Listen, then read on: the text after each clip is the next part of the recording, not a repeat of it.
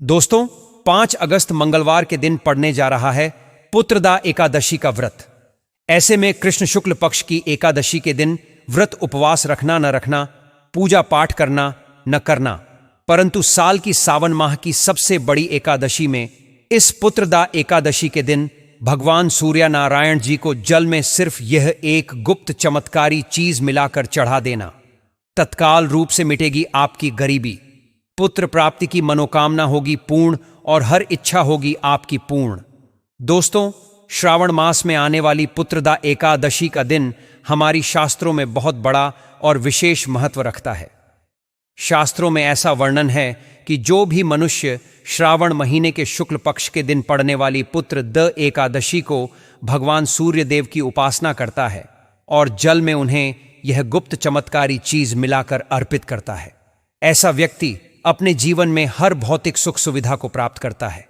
भगवान श्री सूर्यनारायण जी की कृपा उसके ऊपर होती है और सभी मनोकामनाएं पूर्ण होती हैं। दोस्तों, ऐसा कहा जाता है कि पुत्रदा एकादशी का व्रत करने से संतान प्राप्ति की इच्छा रखने वाले दाम्पत्य लोगों को संतान की प्राप्ति होती है और सभी कष्ट परेशानियों से सदा के लिए मुक्ति मिल जाती है।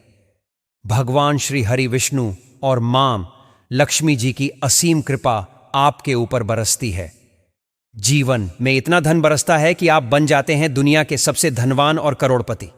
दोस्तों, हमारे हिंदू धर्म में अगर कोई सबसे बड़ा पवित्र एवं पावन पुस्तक है तो जिसे स्वयं भगवान की वाणी कहा गया है तो वह है वेद। हमारी संस्कृति में कुल 4 वेदों का वर्णन है और इन सभी 4 वेदों में भगवान सूर्यनारायण के महत्व का वर्णन है। यजुर्वेद में कहा गया है कि सूर्य भगवान के नेत्र हैं, यानी कि भगवान सूर्य की मदद से ही हमारी सृष्टि का संचालन होता है। वहीं अथर्व वेद में सूर्य देव को हृदय की दुर्बलता हरने वाला बताया गया है, यानी कि अगर किसी व्यक्ति को हृदय से जुड़ी बीमारियां हैं या बार बार हार्ट अटैक जैसी बीमारियां आती हैं तो वह भगवान सूर्य की नियमित रूप से पूजा अर्चना करते हैं तो ऐसे लोगों के हृदय रोग समाप्त हो जाते हैं और वे लंबी आयु तक स्वस्थ रहते हैं।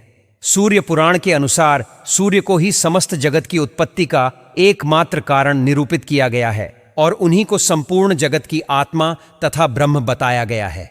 सूर्य पुराण के अनुसार समस्त सृष्टि का सृजन भगवान श्री सूर्य ने ही किया है और वही इसका पालन भी करते हैं।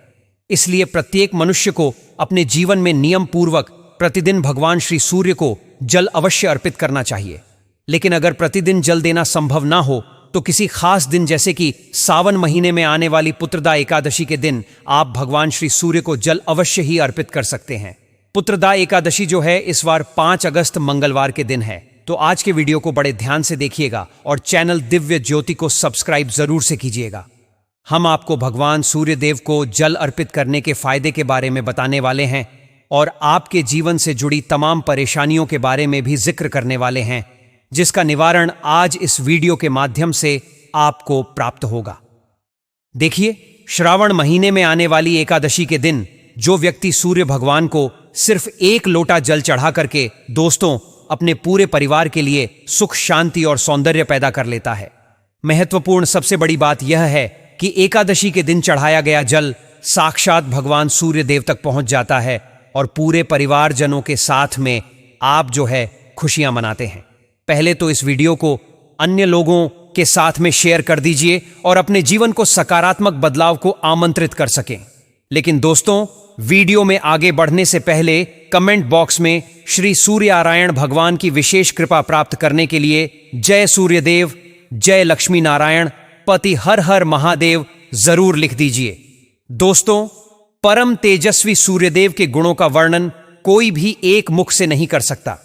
शास्त्रों के अनुसार किसी भी व्यक्ति के जीवन में सकारात्मक एवं नकारात्मक दोनों ही बदलावों के कारक अगर कोई है तो वह सूर्यदेव ही हैं, क्योंकि सूर्यदेव प्रत्येक मनुष्य को उनके कर्मों के अनुसार फल प्रदान करते हैं।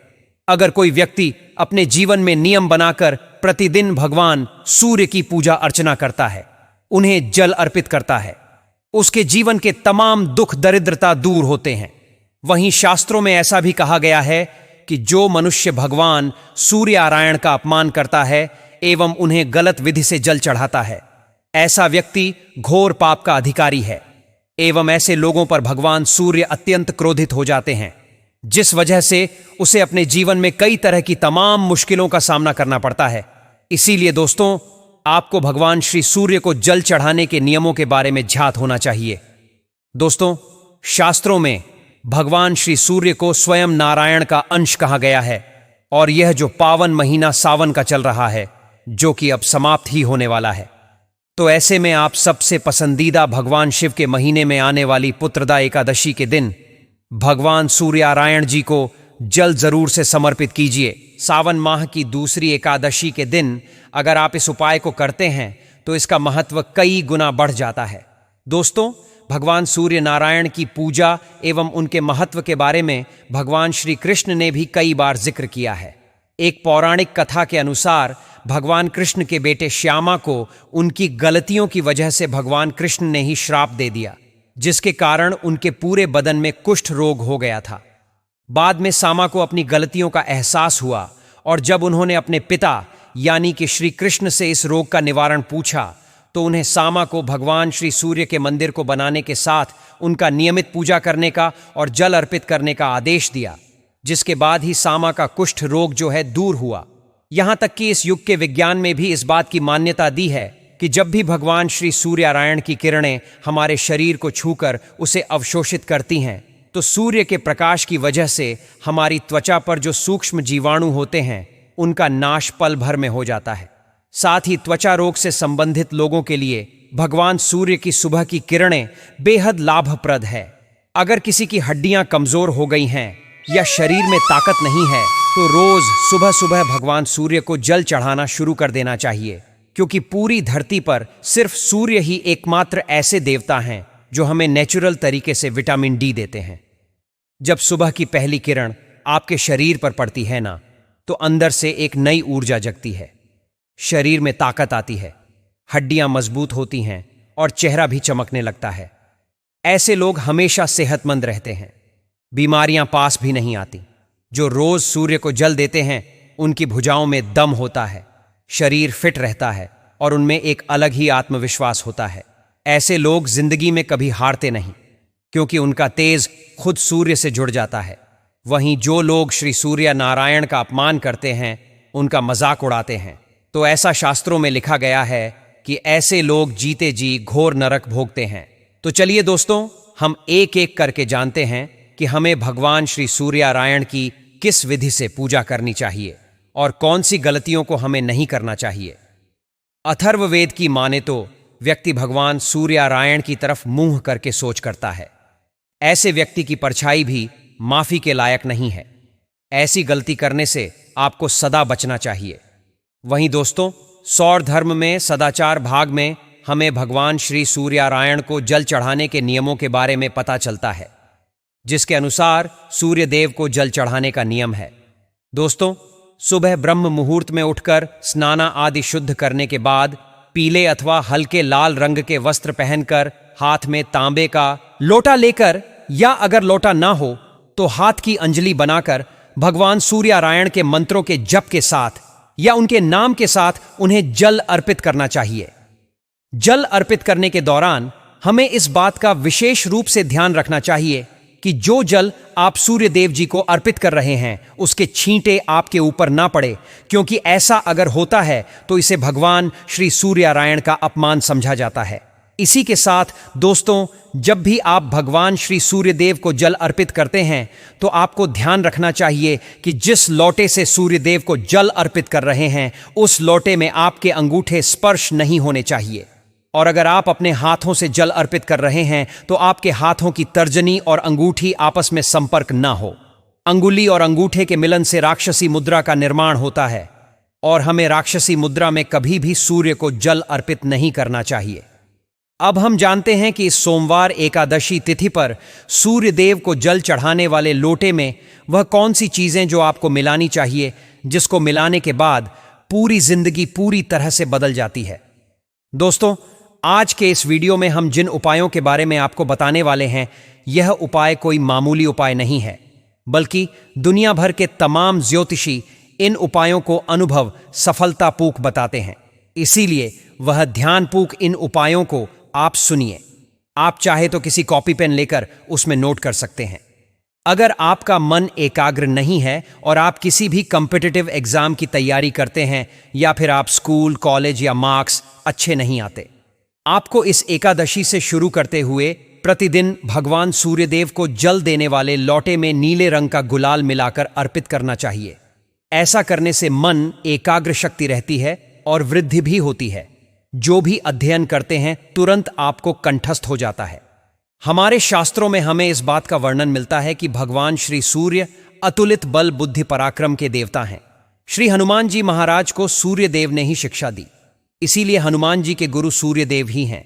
इसी वजह से जो भी मनुष्य भगवान सूर्य की नियमित रूप से पूजा करता है एवं एकादशी के दिन उन्हें एक लोटा जल अर्पित कर देता है, उसके ऊपर भगवान श्री सूर्यदेव की कृपा बरसती है। इसके अलावा दोस्तों, जिन भी माता बहनों के पुत्र नहीं हो रहे हैं वे पुत्रदा एकादशी के दिन पुत्र की कामना हेतु भगवान सूर्य को जल अर्पित करने वाले लोटे में खास गुप्त चमत्कारी चीज एकादशी के दिन मिलाते हैं तो 41 दिन के अंदर आपको नया समाचार मिलता है, खुशखबरी मिलती है। प्राचीन समय से ही पुत्र प्राप्ति हेतु महिलाएं भगवान श्री सूर्यनारायण की पूजा अर्चना करती आ रही हैं। एक पौराणिक कथा के अनुसार महर्षि कश्यप की पत्नी अदिति को भगवान श्री सूर्यनारायण के पूजा उपासना के बाद ही तेजस्वी पुत्र की प्राप्ति हुई थी। यह है कि आपको इस सावन महीने की पुत्रदा एकादशी के दिन से शुरुआत कर भगवान श्री सूर्य को जल देने वाले लोटे में देसी गाय का शुद्ध घी एवं दूध लेकर के डाल के ओम सूर्य नमः ओम भास्कराय नमः मंत्र का निरंतर जाप करते हुए इस जल को सूर्य देवता को अर्पित करना है। ऐसा लगातार 41 दिनों तक करने से आपको निश्चित ही फल मिलेगा। यह उपाय माताएं अपनी संतान की रक्षा के लिए भी कर सकती हैं। इसी के साथ दोस्तों, अब हम आपको कुल ऐसी 8 चीजों के बारे में बताने वाले हैं जिन्हें अगर सूर्य भगवान को जल देने वाले लोटे में एकादशी के दिन मिला लिया जाए तो निश्चित रूप से आपको इसका शुभ फल प्राप्त होता है। लेकिन उससे पहले अगर आपने भी अपने जीवन में भगवान सूर्य की कृपा पाना चाहते हैं तो कमेंट में हमारे चैनल दिव्य ज्योति को सब्सक्राइब करके हर हर महादेव लिख के ओम सूर्य नमः जरूर लिखें। देखिए, हम शास्त्रों द्वारा बताई गई बातें बताते हैं। हमारे शास्त्रों में सूर्य को जल चढ़ाने के कई वैज्ञानिक एवं आध्यात्मिक लाभ बताए गए हैं जिन्हें कि हम आज के इस वीडियो में एक एक कर जानने वाले हैं। और दोस्तों, सूर्य भगवान को जल अर्पित करने का सबसे पहला लाभ तो यह होता है कि सूर्य भगवान को जो व्यक्ति नियमित रूप से प्रतिदिन जल अर्पित करता है उसकी आंखों की रोशनी हमेशा तेज रहती है। वैज्ञानिकों ने भी ऐसा माना है कि सुबह के वक्त जो सूर्य की किरणें होती हैं वह हमारी आंखों के लिए बेहद लाभदायक होती हैं। दोस्तों, सूर्य के प्रकाश की वजह से ही हमें इस पृथ्वी पर सारी चीजें दिखती हैं। शायद आपने पढ़ा भी होगा कि सूर्य से जो प्रकाश में निकलता है वह 7 रंगों का होता है। और अगर हम सूर्य को एक सीधी धारा में जल अर्पित करते हैं तो सूर्य का प्रकाश उस जल से होकर हमारी आंखों एवं हमारे शरीर पर सकारात्मक प्रभाव डालता है।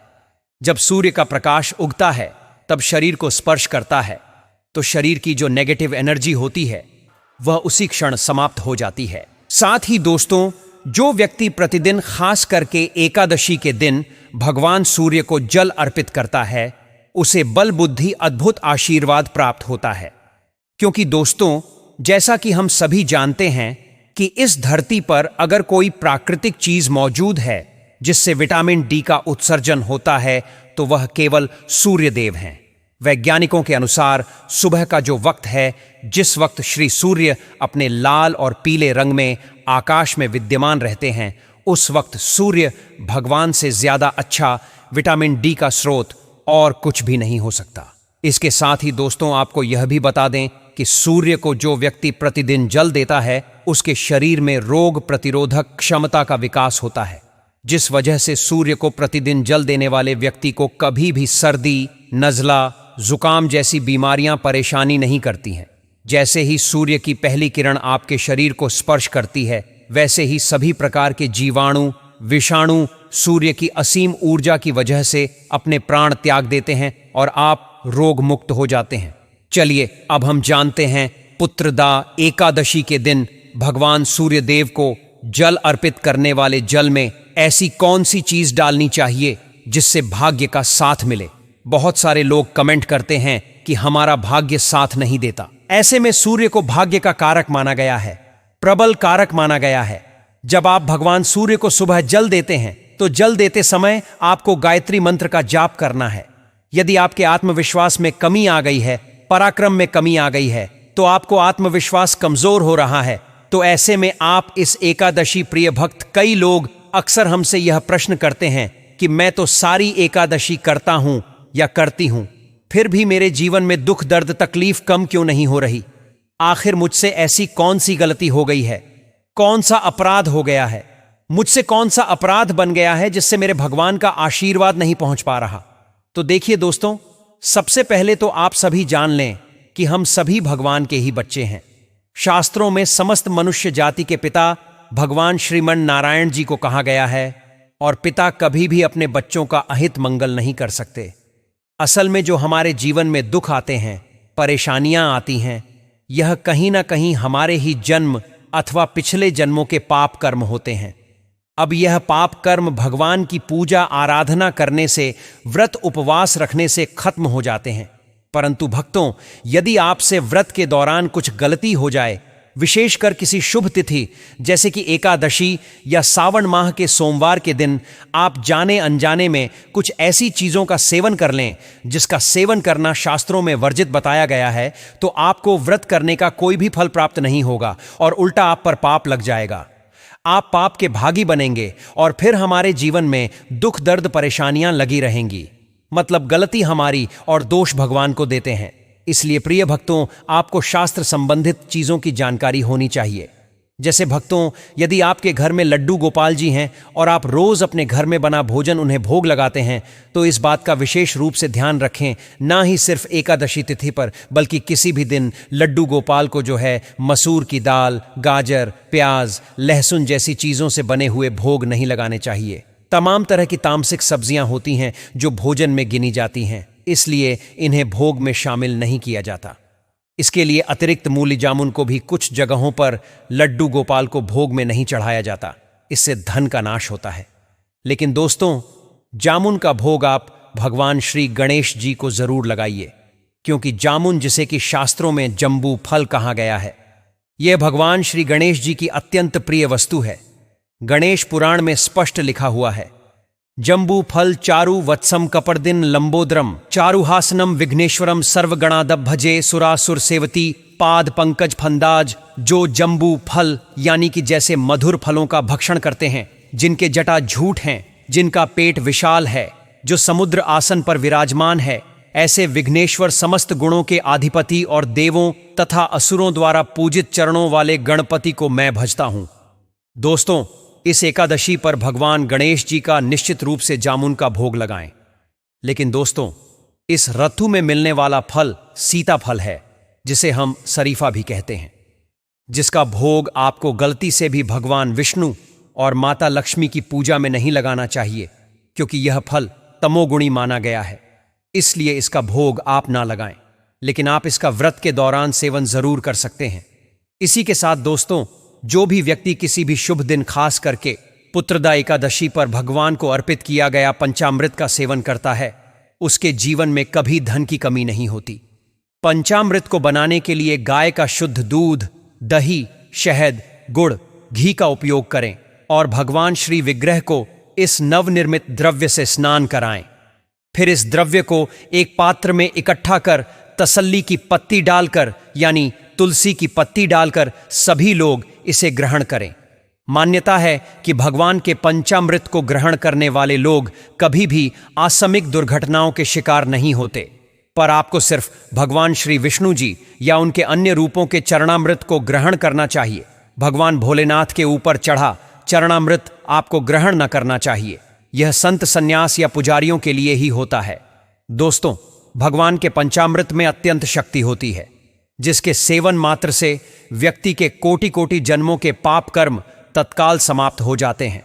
इसलिए दोस्तों, इस एकादशी पर हरि विष्णु जी को गणना अवश्य अर्पित करें। बहुत ही शुभ और मंगलकारी माना जाता है। यदि आपको इस समय गन्ना ना मिले तो गुड़ और चने की दाल का भोग भी लगाएं। भगवान श्री हरि विष्णु को अर्पित कर सकते हैं। वहीं यदि आपकी कोई विशेष मनोकामना, कोई खास इच्छा आपके मन में है, जिसकी पूर्ति के लिए आप दिन रात प्रयासरत रहते हैं, तो इस श्रावण सोमवार एकादशी के सुबह स्नान आदि शुद्ध कर्मों से निवृत्त होने के बाद भगवान भोलेनाथ के शिवलिंग पर गन्ने के रस से भगवान शिव का अभिषेक जरूर करें और अभिषेक करते वक्त मन ही मन श्री राम जय राम जरूर रखें और महामंत्र का जाप करते रहें। फिर देखिएगा दोस्तों कैसे और कितनी चमत्कारी ढंग से कैसे आपकी इच्छा, आपकी मनोकामना पूर्ण होगी। इसके अलावा श्रावण माह की एकादशी के दिन माता लक्ष्मी को 5 रंग की मिठाई अर्पित करें। साथ ही इस दिन माता लक्ष्मी को मखाने जरूर चढ़ाने चाहिए। जिस तरह मां लक्ष्मी की उत्पत्ति समुद्र से हुई थी, उसी तरह मखाने की उत्पत्ति भी जल से हुई थी। मखाने भी कमल के पौधे से मिलते हैं। धर्मशास्त्रों के अनुसार कमल के फूल और मखाने को बहुत ही शुभ माना जाता है। इसके अलावा दोस्तों, विशेष रूप से इस दिन मखाने की खीर बनाकर श्री लक्ष्मी नारायण का अर्पित करना अत्यंत फलदायी माना गया है। धर्मशास्त्रों के अनुसार मखाना स्वयं जल तत्व से उत्पन्न होता है। ठीक उसी प्रकार जैसे माता लक्ष्मी समुद्र मंथन के दौरान समुद्र से प्रकट हुई थी। अतः जब मखाने से बनी खीर माता को समर्पित की जाती है तो वह अत्यंत प्रसन्न होती हैं और उस घर में धन धान्य सुख समृद्धि और सूर्य के भंडार भर देती हैं। इसी तरह काम का माह की इस एकादशी पर भगवान गणेश को दुर्वाघास अर्पित करना भी बहुत शुभ माना गया है। एकादशी के दिन प्रातःकाल स्नान करके विधि पूर्वक भगवान गणेश को हरि दरवा चढ़ाना उसके जीवन से दरिद्रता सदा के लिए समाप्त होती है। भगवान गणपति की कृपा ऐसे व्यक्ति जीवन में कभी निर्धन नहीं रहते। इसीलिए हो सके तो इस दिन गणेश जी को धूप घास अर्पित करें और प्रसाद स्वरूप बांटें। ऐसा करने से भगवान गणेश की कृपा उस घर के हर सदस्य पर बनी रहती है। जिन भक्तों की कुंडली में ग्रह नक्षत्र प्रतिकूल चल रहे होते हैं, उनके लिए यह दिन विशेष अवसर प्रदान करता है। अगर इस दिन सच्चे मन से माता लक्ष्मी को केसर युक्त साबूदाने की खीर अर्पित की जाए तो कुंडली के सभी दोष शांत हो जाते हैं। यह उपाय इतना चमत्कारी है कि कई बार व्यक्ति के भाग्य का बंद दरवाजा खुल जाता है। परंतु इस दिन की पूजा जितनी फलदायी होती है, उतनी ही कठोर मर्यादाओं से भी बंधी होती है। श्रावण मास की एकादशी के दिन कुछ विशेष वस्तुएं घर में बनाना और खाना पूरी तरह वर्जित माना गया है। धर्मशास्त्रों में स्पष्ट कहा गया कि इस दिन घर में तामसिक चीजें नहीं बनानी चाहिए। तो दोस्तों, इस तरीके से आप एकादशी के व्रत का पालन कर सकते हैं। उम्मीद है कि वीडियो अच्छे से समझ आया होगा। वीडियो पसंद आए तो वीडियो को लाइक कीजिएगा। चैनल पर नए हैं तो चैनल दिव्य ज्योति को सब्सक्राइब करना मत भूलिएगा।